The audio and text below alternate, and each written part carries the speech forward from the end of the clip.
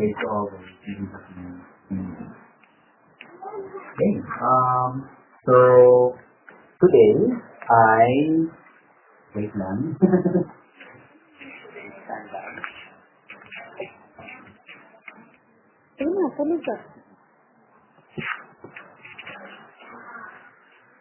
Okay, so yes, as I was saying now, today, focusing natin yung ating pinag-aaralan. As always, diba? For the past few Sundays, we were learning about yung mga lessons in healing na nakikita natin dito sa Bible. Because as we always say, with each Sunday na tinatakal natin to, diba? Yes, marami pang ibang gifts ng Holy Spirit, pero wala nang mapapala sa atin yung mga ibang gifts na yun if we are sick and dying or if we are dead, diba? So, before ma-enjoy natin ang other gifts of the Holy Spirit, first of all, kailangan tayo ay living and healthy. So that's why healing is so important. And yun ang reason why isa yun sa mga pinaka-prominent na gifts na binigay sa atin ni Lord. So, actually, makikita nga natin yun several times. Diba? Doon pa lang sa buhay na dito sa time on earth ni Jesus. Diba? One of the most na frequent na miracles, diba? Yung pinakamadalas na ginagawa ni miracles ay laging involved sa healing. Ilan lang yung mga iba na doesn't involve pagpapagaling of any kind, diba? Now, first, diba, nag-study na natin yung mga ibang aspects niyan like how we can exercise our faith, kung ano yung nagkakos ng mga sicknesses na kailangan mag-heal sa atin, diba? Of course, you know, Satan is ultimately behind lahat ng mga sicknesses na na-encounter natin, either directly or indirectly. So, natutunan din natin, of course, that totoong healing because, for one thing, ang ating healer, of course, si Jesus, our Heavenly Father, is totoo din. Hindi siya ma-deny and hindi pa siya napuprove na hindi nabuhay despite lahat na ng pagsubok, lahat na ng tries na ginawa ng mga critics ng Bible. Hindi nila ma-prove na hindi totoo ang life ni Jesus. So now, we'll move on dun sa pinaka-last part ng ating lesson. And of course, this is very important. Parang sabihin na natin ito ay sort of a recap ng napag-aralan na natin. Pero of course, tatagdagan natin siya ng new point. Let's go to Mark 8 for our first verse. And basahin natin yung itong short example ng isang healing miracle ni Jesus. We'll go to Mark 8 and let's go to verse 22. We'll read up to verse 26. From Mark 8:22 to 26. Okay, let us declare the Holy Word. When they arrived at Bethsaida, some people brought a blind man to Jesus, and they begged him to touch the man and heal him. Jesus took the blind man by the hand and led him out of the village. Then, spitting on the man's eyes, he laid his hands on him and asked, "Can you see anything now?" The man looked around. "Yes," he said, "I see people, but I can't see them very clearly. They look like trees walking around." Then Jesus placed his hands on the man's eyes again, and his eyes were open. His sight was completely restored, and he could see everything clearly. Jesus sent him away, saying, "Don't go back into the village on your way home." So, yun. Ito yung restoration, di ba, ng sight ng isang bulag doon sa Bethsaida. So, bakit ito yung binasa natin? Actually, itong story na ito ng healing ni Jesus, at first glance, parang katulad lang siya ng all the other healings, di ba? Meron ding mga ibang mga bulag na pinagaling si Jesus. Pero the reason why we read this is meron siyang mga few points na kailangan natin i-take note.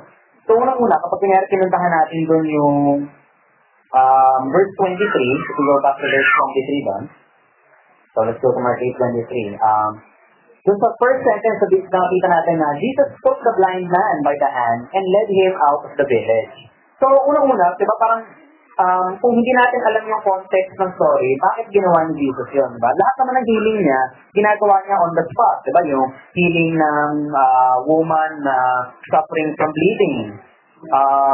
Yung healing ng ibang mga blind, yung mga lupot, diba? Yung mga possessed na mga demons. Lahat naman yun ay talagang kung saan sila nag-approach kay Jesus, doon din sila pinagaling. Diba? Pero, on the other hand, dito sa bago pinagaling ni Jesus, unang-una, nilabas niya pa yung blind man. Diba? Talagang as in, lumabas pa sila ng village, doon nilang inattempt yung healing. Tapos makita rin natin yung parang similar din doon sa nangyari nang pagkatapos gumaling yung man, pagpunta tayo doon sa last verse, sa 26, ano yung sinasabi doon? Diba? So, sa Mark 8:26 naman, Mark 8:26, okay. So, ayan, Jesus sent him away, saying, "Don't go back into the village on your way home." So, hindi naman sinabi na, so, ibig sabihin yung unang-una, yung bulag, most likely, hindi siya talaga nakatira dun sa village na yun. Baka doon lang siya namamalimos. So, dalawa yung mapapansin namin doon. Unang-una, bago sa pinagaling, nilabas muna siya ng village. Tapos, pagkatapos ng gumaling na yung mata niya, so nakakita na siya, sabi, pag uwi mo, huwag ka nang dadaan mo sa village na yun. So, dapat ikot pa siya kung saan mang daan pa. Basta huwag na daw siyang dadaan sa loob ng village. So, bakit natin ano yun? Papansin natin yun kapag binasa natin yung iba pang mga story sa feeling ni Jesus, at saka yung story ni Jesus in general. Dito natin makikita na this is another issue of faith. Diba? First of all, napag-aralan na natin na healing requires faith. Pero, minsan, nati-take for granted natin na hindi na natin pinapansin yung fact na kailangan, meron tayong tatlong factors na pinapansin para properly mag-work on faith in healing. Diba? Parang, to simplify it, kailangan natin i-check ang ating sariling faith. Basically, it's ano yun eh. Kumbaga, my faith, your faith, and their faith. Diba? Parang, kailangan yun eh. Kailangan natin i-check yung faith ng nag-declare ng healing. Let's say, kunyari ako, mag-declare ako ng healing sa isang may sakit. Diba? Kailangan din, of course, ano naman ang status ng faith ng gumagaling. And yung most yung third factor na hindi masyadong pinapansin minsan, yung ano ba ang nangyayari sa paligid, diba? Yung ano ba nakaka-affect ng faith doon sa surrounding. Diba? So, kung papansin natin yun nga yung pinaka-main reason doon. And pag-aaral natin yun into more in-depth later dun sa bakit kailangan lumabas pa ng village si Jesus doon. So, una, we already know that we have to have faith para we can cast healing upon others. Diba? Sinabi nga doon sa Mark 16:17-18, diba? Before you can lay your hands on sick people, diba? Yung mga tao lang daw na nakakapag-lay ng hands on sick people para they can get well ay only those who believe. So we know na kailangan natin ng faith para magawa natin yun. Without faith, hindi natin magagawa yun. First, let's go to Acts 3, verse 16 for an example. So, kung familiar kayo sa Acts 3, dito yung si Peter, diba, sinabi niya yung silver and gold, they do not have. Tapos, what I have, I give to you. Tapos, sinino niya, diba, kinagaling niya yung paralysis ng yung lalaki na hindi nakakalakad. So, sa Acts 3:16, later on, nakausap niya yung mga tao, ano yung sinabi niya? Let us declare. Through faith, in the name of Jesus, this man was healed.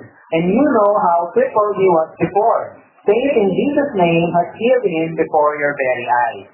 So, hindi na naman natin kailangan i-explain. Actually, very clear naman yung pagkakasabi niya, diba? It was through faith na gumaling yung lalaki niya. Hindi naman nila ginamot, hindi naman binigyan ng kahit anong treatment. Talagang sabi niya lang, talagang kinawakin na sa kamay, inangat niya, nakalakad na, diba?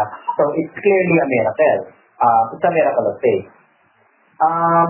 And actually, ito nga yung isa sa mga one of many miracles na sinusupport yung verses natin doon sa James 5. First, some of us may already be familiar, diba, sa James 5:14-15. Pero nonetheless, let's still read it. So let's go to James 5:14-15. Let us declare. Are any of you sick? You should call for the elders of the church to come and pray over you, anointing you with oil in the name of the Lord.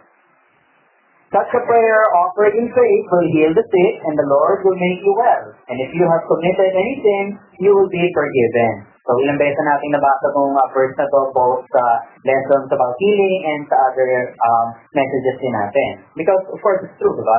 A prayer offered in faith. Not just any prayer, hindi yan yung mga typical na prayer na hindi man lang alam ang kaloob ni Lord, diba? Na pinagpipray. Kaya pag-pray na lang directly yung may sakit, pinagpipray pa yung may proxy pa na kailangan ipag-pray pa yung doktor, ipag-pray pa yung treatment, ipag-pray pa yung yung gamot. So, wala nang ganun eh. Of course, talagang direct to the point prayer of faith. So, if let's say meron kang kapatid, kamag-anak, kaibigan na may sakit, talagang you pray in faith na they are healed, diba? And of course, you declare that they are already healed. Bakit? Kasi the Bible says they are. Diba? Hindi kayo nasasabi, the Bible says it. Let's also go to Luke 17, and let's go to verse 5 and 6. So, Luke 17:5 and 6, let us declare. The apostle said to the Lord, "Show us how to increase our faith." The Lord answered, "If you had faith even as small as a mustard seed, you could say to this mulberry tree, 'May you be uprooted and thrown into the sea, and it would obey you.'" Diba? So, yun nga eh. Talagang we need faith, and just like we've already studied before, talagang hindi naman yan a matter of gaano karami ba yung faith mo. Kasi, one thing, dalawa lang naman yan eh. Either you have faith na mangyayari yung bagay na gusto mong mangyari, or you don't. Parang ano yan eh, on and off lang yan ang switch ng ilaw. Diba? Wala namang in-between yan. Although ngayon, meron na tayong mga dimmer, diba? So, ibig sabihin, sa regular na light switch, either nakabukas yung ilaw o hindi. So, parang ganun lang din ang faith eh. Kaya nga, diba sinabi dyan na tinatanong ng mga apostles, diba? Show us how to increase our faith. Para ba namin madadagdagan ng aming faith, ang aming pananampalataya, diba? Parang, pero sinabi ni Lord na hindi mo naman kailangan dagdagan. Kasi basta kahit na ganun lang kaliit na faith ay enough na para mag-cause ng miracle. Katulad nga ng example niya, diba? Na yung puno ay itapon ng sarili sa dagat. So, talagang if it's not, let's say, working, if hindi ka talaga nag-believe, talagang hindi gagana yan. Kailangan talaga mag-believe. Kasi kahit na hindi na konting faith lang na, yes, sinabi ni Lord na gagaling ako, so I declare na gagaling to, itong may sakit na to, or gagaling ako, it will happen. Diba? So faith, faith is an on and off switch lang. So yun, diba, of course, we already know that, hindi natin siya kailangan i-tackle further. Kailangan talaga, unang-una, tayo. Yung us na nag-declare ng healing, either sa atin o sa ibang tao, kailangan talaga in-exercise natin ang faith. Ngayon, let's go to Matthew 9, and let's go to verses 20 to 22. So ano naman of course the next na kailangan? We mentioned na kailangan yung nag-declare ng healing has of course faith. Obvious naman yun. And here's another obvious thing, kailangan meron din namang faith doon sa healing na binigay ni Lord, yung kailangan magpagaling. Either kung ikaw yun, o kung dinedeclare mong healing sa iba. So, let us read Matthew 9:20. Okay. Just then, a woman who had suffered for 12 years with constant bleeding came up behind him. She touched the fringe of his robe, for she thought, if I can just touch his robe, I will be healed. And verse 22, Jesus turned around, and when he saw her, he said, "Daughter, be encouraged. Your faith has made you well." And the woman was healed at that moment. So, ito yung mas maikling version ng story ng woman suffering from bleeding, di ba? Pakita rin natin yung story niya sa Mark 5 at sa Luke 8. Correct, okay, anyway, so for going back dito, so, ano yung sinabi ni Lord dyan? Sabi niya na, your faith has made you well. So, yun na, di ba? Parang, yung pinapagaling din, kailangan, naniniwala talaga siya na yung healing magmamanifest sa katawan niya. Kasi, kahit sabihin natin, napakaraming nagpe-pray sa'yo, and even if, let's say, lahat yung mga nagpe-pray at nagde-declare ng healing sa'yo, ay talagang 100% in faith naniniwala sila na gagaling ka. Kung ikaw naman na may sakit, ay parang nagsududa ka na, gagana ba talaga yan? Sabi kasi ng doktor, kung sakit ko ay medyo matindi, hindi agad-agad gumagaling ng mga tao dito, sinasabi ng doktor na may tanging na buhay ko. Kung wala na yung faith mo na magmamanifest ng healing, expect mo hindi na rin talaga gagana yun, di ba? So, kailangan talaga ng faith all around. So, kasi, even if pinag-pray ka na and you're being given a prayer of faith, pwede naman, pwede i-reject ng katawan mo outright ang healing na yan. Why? Because we have the free will to do so, di ba? So, yun ang hindi binabiolate ni Lord eh. So, binigyan tayo ng free will to do what we want. So, kung gusto natin i-reject or kung gusto natin huwag maniwala sa lahat ng binigay niya, it can happen and it will happen. Diba? Actually, another example of this, we can go to Luke 18. And let's go to verse 41 to 42. So, sa Luke 18:41 to 42, let us declare the word. "What do you want me to do for you? Lord," he said, "I want to see." And Jesus said, "All right, receive your sight. Your faith has healed you." Yun na naman yung words, diba? Ganun din yung sinabi niya dun sa woman suffering from bleeding. So, ito, yung story naman to ni Bartimaeus. Diba? Bulat din si Bartimaeus.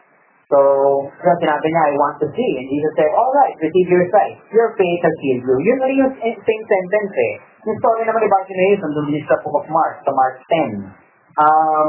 And makikita natin doon na in both cases, talagang sinasabi ni Lord na your faith has healed you. So, kaya nga, diba, so natin nakikita na nagpo-prove nga na hindi lang yung nag-pray over sa'yo na gumaling ka, o yung nag-declare talaga na magaling ka na, kailangan ikaw din mismo na may sakit, talagang you believe. Kasi your faith is what's going to heal you. Diba? So, kaya nga in the first place, ganyan nga convenient ang gift of healing na binigay sa atin ni Lord. Na kahit nang walang pray over sa'yo, kahit na ikaw na lang mismo ang mag-declare in faith na in Jesus' name, pinagaling ka na, it will still work Kasi nga, it's the faith that happens. So, parang hindi ka na maghihintay na, nakaw, paano ba yan? Wala pa yung mga tao sa church para mamamatay na ako. Diba? Parang it will never happen na ganun kasi you can declare it by yourself. Diba? Sinabi dito, if you have faith, it will happen. You will be healed. So, ayun na, diba? The faith ng nagde-declare ng healing, the faith ng kailangan ng healing, kailangan it has to be present. Now, itong third factor, ito yung madalas na na-overlook natin. And even if we know about it, minsan hindi natin agad napapansin to, unless we keep, of course, we stay alert. Sabi nga ng Bible, we always have to be alert about things around us. Let's go to Luke 8 for this one. Papansin natin ang daming stories of healing dito sa Gospel of Luke, kasi most likely kasi si Luke ay isang doktor. So, yun siguro ang pinakamadali na mapapansin ng healing. So, let's go to Luke 8 and let's go to verse 49. We'll read up to 51. By the way, yung story na rin ito is also seen in Mark 5. It's connected nga dun sa story ng bleeding woman. So, okay, let us declare. While he was still speaking to her, a messenger arrived from the home of Jairus, the leader of the synagogue. He told him, your daughter is dead. There's no use troubling the teacher now. Kasi nga si Jairus, diba, sinundo niya si Jesus para pagkalingin yung anak niya. And on the way, yun lang, nagkaroon nga ng issue with the woman bleeding na gumaling siya. So, let's continue.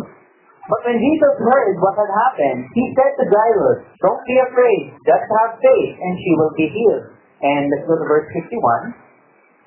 When they arrived at the house, Jesus wouldn't let anyone go in with him except Peter, John, James, and the little girl's father and mother. So, yun na, yung story ni Jairus. We may already be familiar with the story na yan.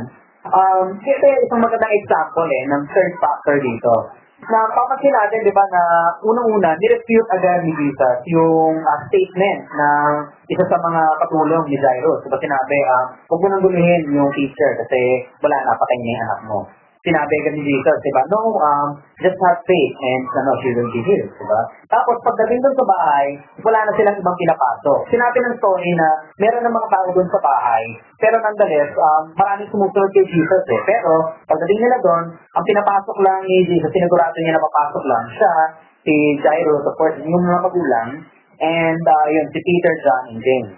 And pinaka-consensus lang if you read the rest of the other Gospels is it's due to the fact na sila Peter, John, and James compared dun sa other disciples, mas mature na sila in their faith.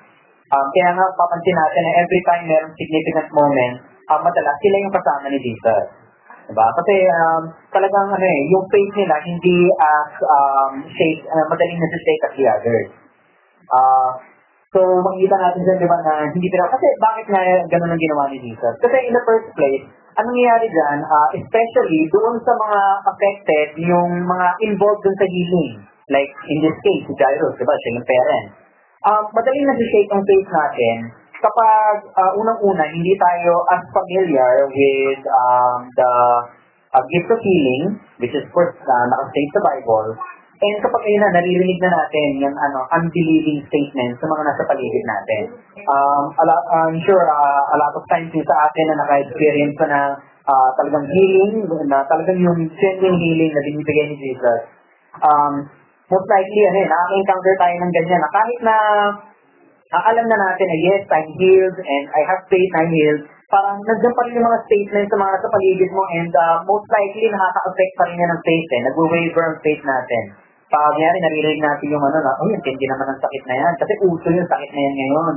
O kaya, talagang panahon ngayon, ang sakit na yan. Magsabihin ng doktor na ganyan talaga ang sakit na yan, tumatagal ng ganto-ganto linggo. Mga 2 weeks, 3 weeks, or yung mga mas masasakit, kapag matindi yung sakit mo, ang declare na lang sa'yo na, ay kasi meron ka na lang na ilang buwan na lang para mabuhay. May 3 months ka na lang or isang buwan na lang mabubuhay ka sa sakit na yan. Hindi na namin kayang gamutin yung ano mo. So, diba, pag yung mga yan yung mga statement na lalo na kapag talagang matindi yung sakit na diniagnose sa'yo, yan na yung face mo talagang masistate na. Diba? Kaya unang-una kailangan, iniiwasan natin yung mga ganun eh. Diba? Parang you just focus dito sa sinabi. Kasi sinabi ng word, I'm healed. Kaya wala akong pakialam. Sinabi ng iba. Diba? Kasi mga tao lang naman sila. Makikita natin yun doon sa Mark 6. If we go to Mark 6 and let's go to verses 5 to 6. So, nasa Matthew 13 naman din itong statement na to. Let us declare. And because of their unbelief, he couldn't do any mighty miracles among them except to place his hands on a few sick people and heal them. And verse 6. And he was amazed at their unbelief.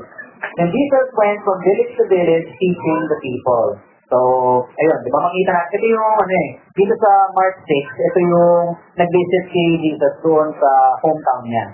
So, di ba parang nakakano pa doon na doon pa mismo sa hometown niya, doon pa talaga naghanap ang unbelief. Kasi in the first place, yun nga diba? Kasi itong mga taong to, lumaki na sila, nakilala nila si Jesus. Kaya parang hindi na naman paniwalaan na, dali lang, di ba, kapatid natin to, o di ba kamag-anak natin to.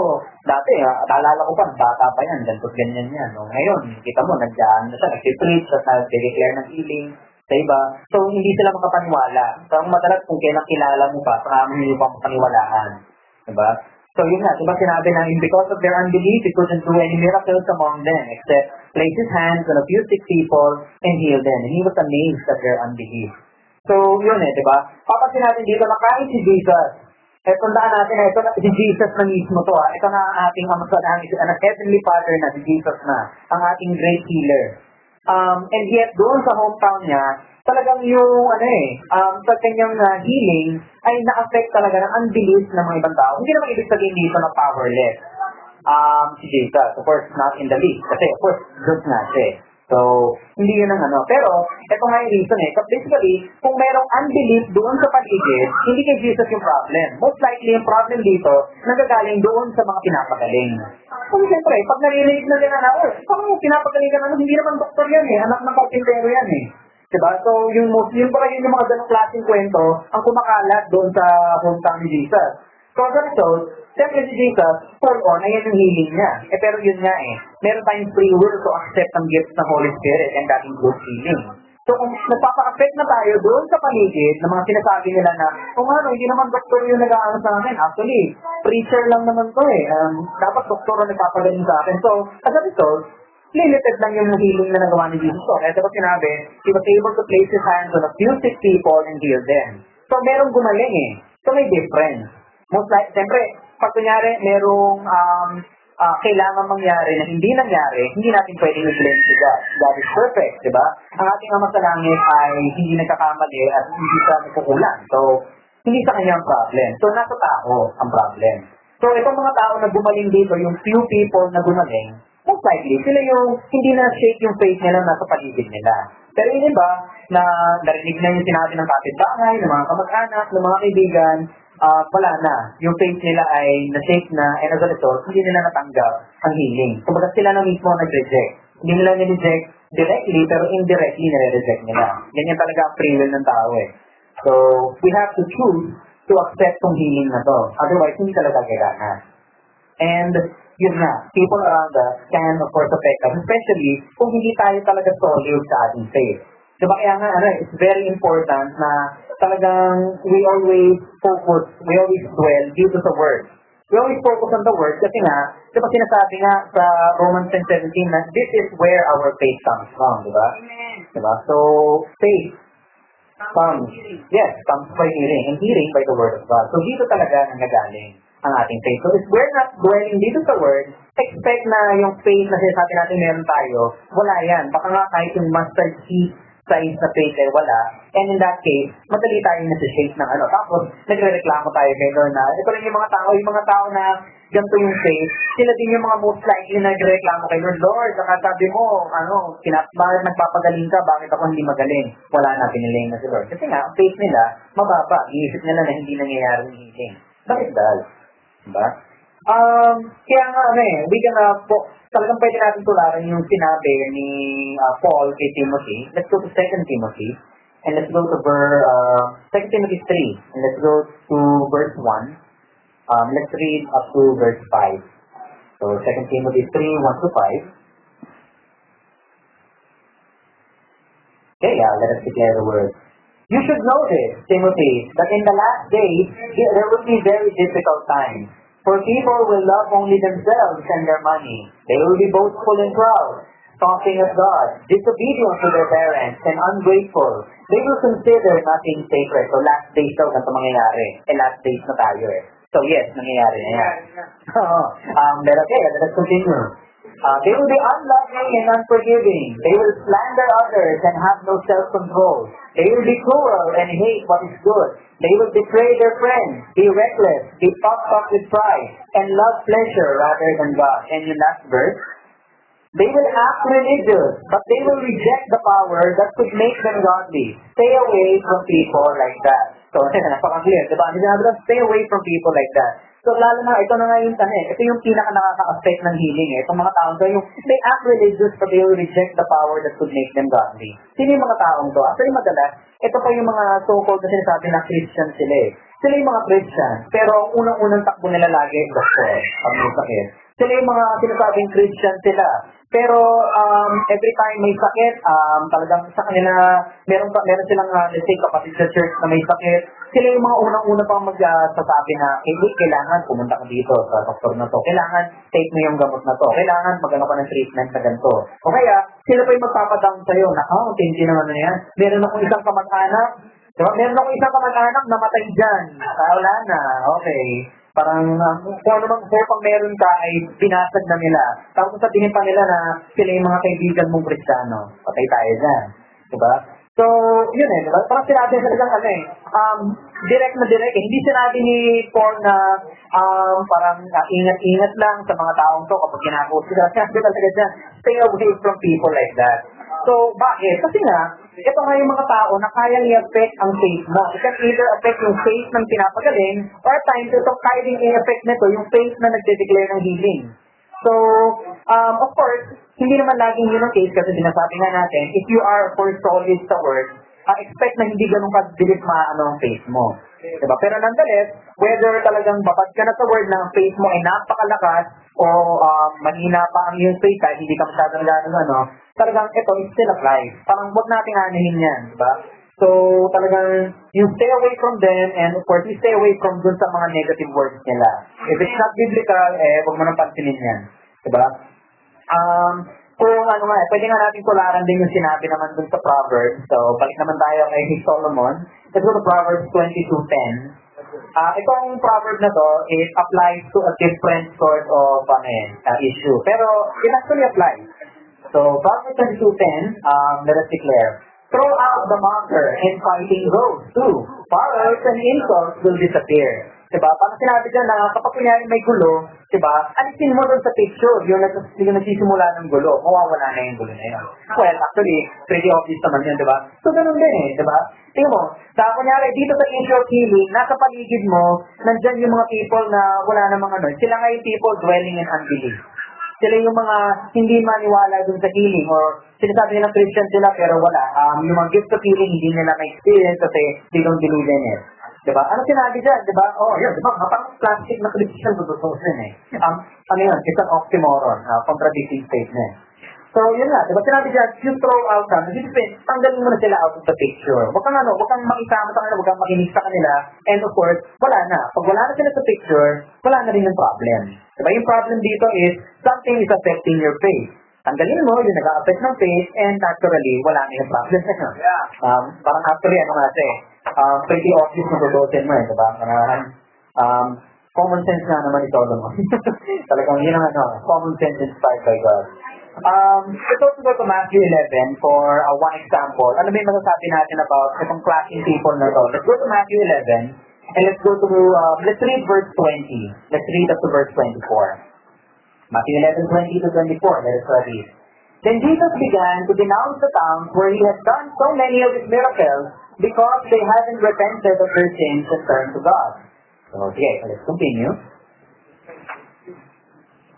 What sorrow awaits you, Chorazin and Bethsaida? For if the miracles did in you had been done in wicked Tyre and Sidon, their people would have repented of their sins long ago, clothing themselves in burlap and throwing ashes on their heads to show their remorse.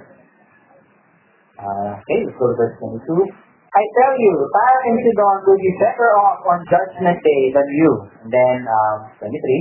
And you people of Capernaum, will you be honored in heaven? No, you will go down to the place of the dead.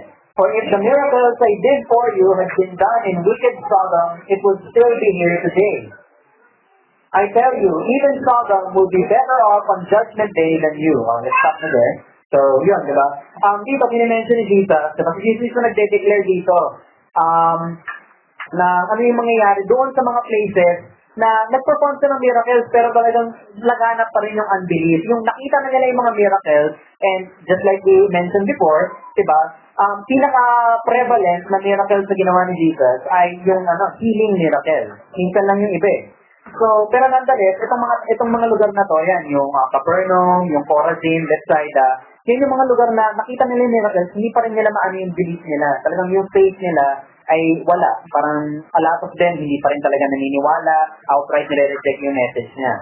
So, yun ang sinabi. Diba sinabi dito na mas maganda pa daw kung nakita daw ng Tyre and Sidon. Ang Tyre and Sidon, mapapasa natin yung mga cities na yun dun sa Old Testament, most often dun sa 1st and 2nd Kings. Ito yung mga places na laganap ang worship kay Baal.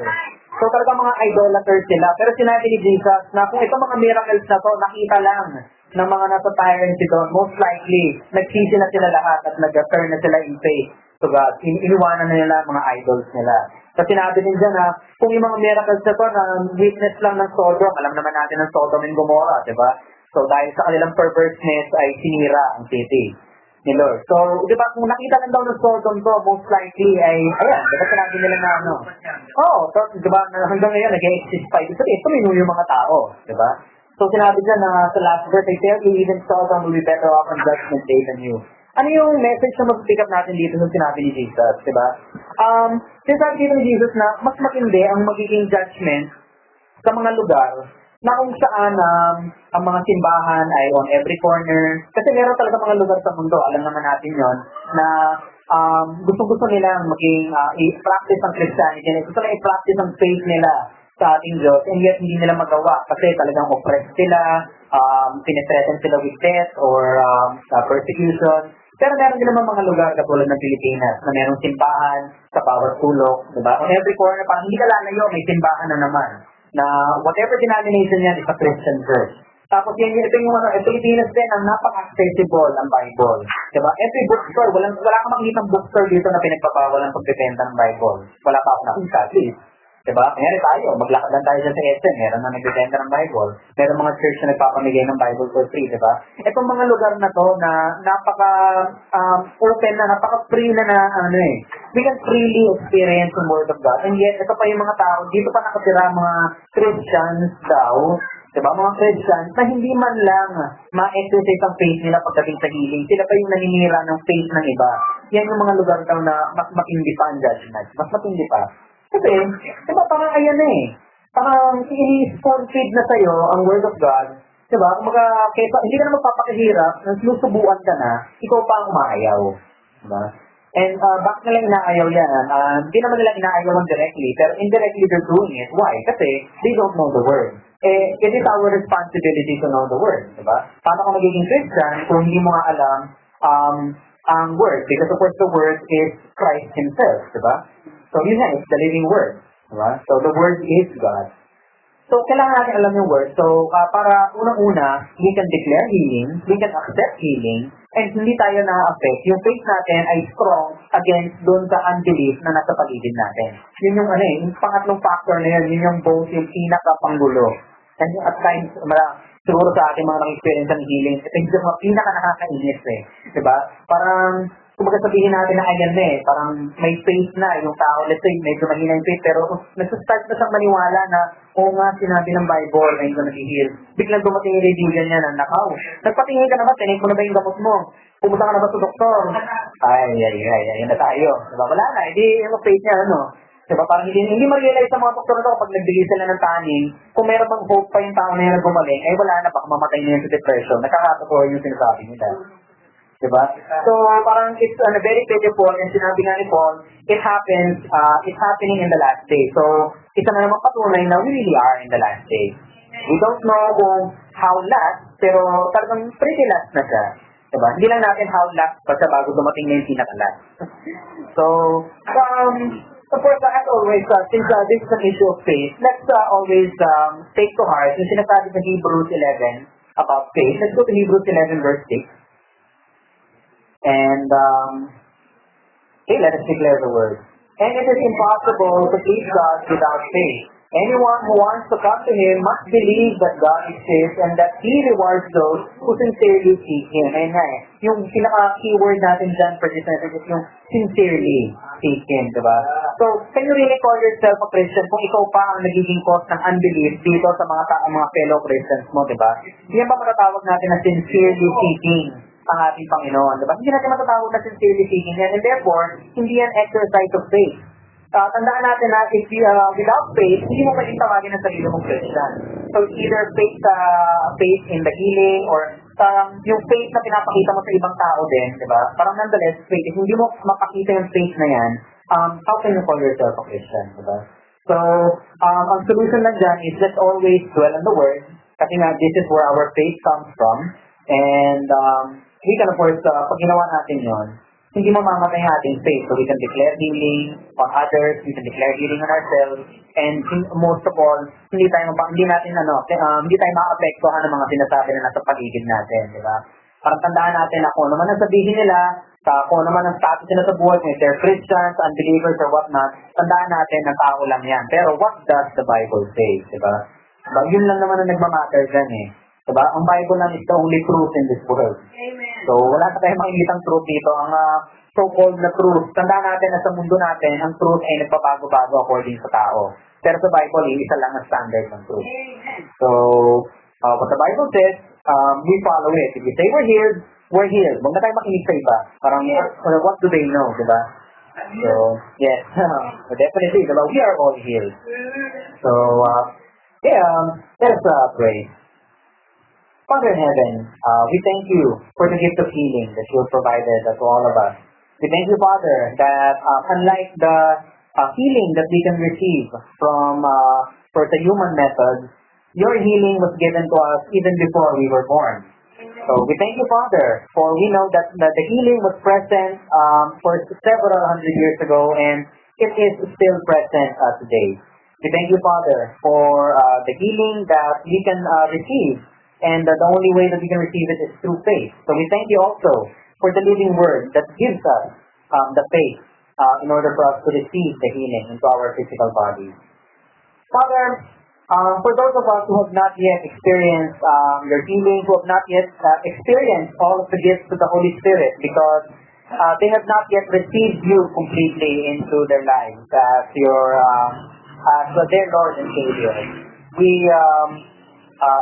pray for these people, and we declare that we accept you completely into our lives. We accept God the Father, God the Son, and God the Holy Spirit into our whole lives, into our hearts, our minds, our souls, and of course our spirit. So we accept you so that we can also accept all of the gifts of the Holy Spirit, the gifts of healing, prosperity, protection, guidance and wisdom, and all other gifts that we can experience through you. We thank you, Father, for your goodness and your grace. We thank you for we know that all of these gifts never fail. We just have to have faith, and this faith comes from your word. We thank you, Father, for being so good to all of us, your children. And we thank you for the living word that shows us this deep truth. We love you, Father. We honor you and we praise you always. In Jesus' name, amen.